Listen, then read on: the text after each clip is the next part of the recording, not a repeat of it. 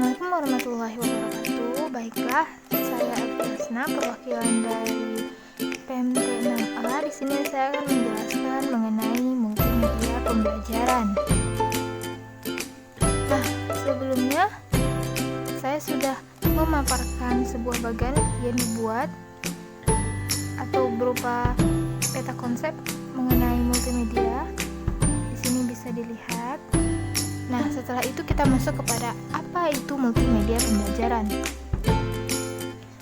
Multimedia pembelajaran dapat diartikan sebagai sistem komunikasi interaktif berbasis komputer dalam suatu penyajian secara terintegrasi.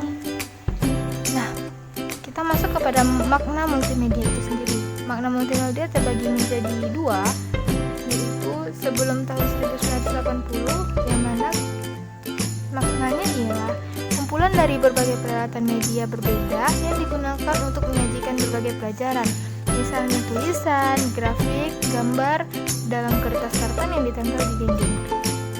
Yang kedua yaitu makna setelah tahun 1980. Makna multimedia pada tahun ini yaitu penyampaian informasi secara interaktif dan terintegrasi yang mencakup teks, gambar, suara, video, atau animasi. Nah, selanjutnya kita masuk kepada komponen multimedia. Terdiri dari audio, video, teks, animasi, dan grafik, foto, serta gambar. Selanjutnya yaitu manfaat multimedia. Di sini saya memaparkan 5 manfaat dari multimedia, yaitu yang pertama, memperbesar benda kecil yang tidak tangkap oleh mata atau memperkecil benda yang sangat besar yang tidak mungkin dihadirkan di sekolah. Yang kedua, dapat mengakomodasi cara belajar yang berbeda-beda sesuai kemampuan, kesiapan, serta dapat menyesuaikan kemampuan diri. Yang ketiga, menyajikan benda atau peristiwa yang jauh atau berbahaya. Yang keempat, terdapat privasi di mana siswa tidak perlu malu melakukan kesalahan, belajar saat kebutuhan muncul, dan belajar tanpa terikat waktu. Yang kelima, menyajikan benda atau peristiwa yang kompleks, rumit, yang berlangsung cepat atau lambat, seperti sistem tubuh manusia, bekerjanya suatu mesin, tata surya, perkembangan tumbuhan, dan lain-lain. Nah, selanjutnya kita masuk kepada pembagian multimedia berdasarkan penyajian. Pembagian multimedia berdasarkan penyajian itu terbagi menjadi dua. Yang pertama, multimedia linear, yaitu adalah multimedia yang tidak dilengkapi dengan alat pengontrol apapun yang dapat dioperasikan oleh pengguna. Serta yang kedua yaitu multimedia interaktif, yang mana multimedia yang dilengkapi dengan pengontrol yang dapat dioperasikan oleh pengguna sehingga pengguna tidak memilih apa yang dikehendaki untuk proses selanjutnya.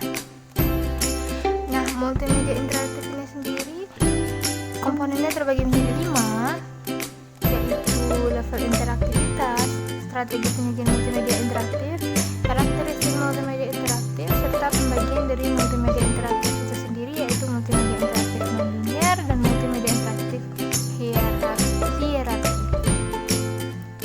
Nah, di sini kita masuk kepada pembagian multimedia interaktif.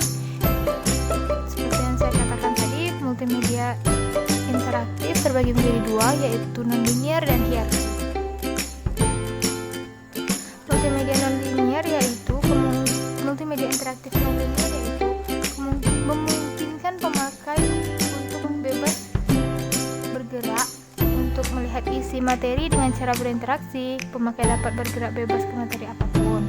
Sedangkan multimedia interaktif hierarki itu berarti pemakai memiliki pilihan, tetapi topik-topik dapat dibagi menjadi subtopik yang lebih spesifik.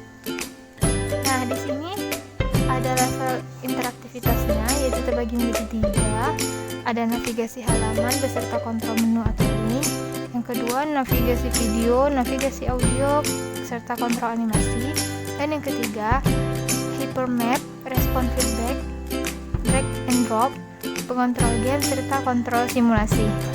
Nah, seperti yang saya sebutkan tadi, ada strategi penyajian multimedia interaktif, yang mana di sini terbagi menjadi 4. Yang pertama, tutorial, drills, games, dan simulasi. Serta kita juga menjumpai adanya karakteristik multimedia interaktif terbagi menjadi 4, yaitu yang pertama, bersifat mandiri, dalam artian produk tersebut dijalankan berbasis komputer sebagai titik pusat dalam proses pembelajaran. Yang kedua, dari segi konten didesain untuk mengatasi keterbatasan ruang, jarak dan statusnya model media konvensional. Yang ketiga, harus memberikan kontrol sepenuhnya pada pengguna untuk menghentikan, mencatat hal yang penting, memutar ulang bagian yang dipahami.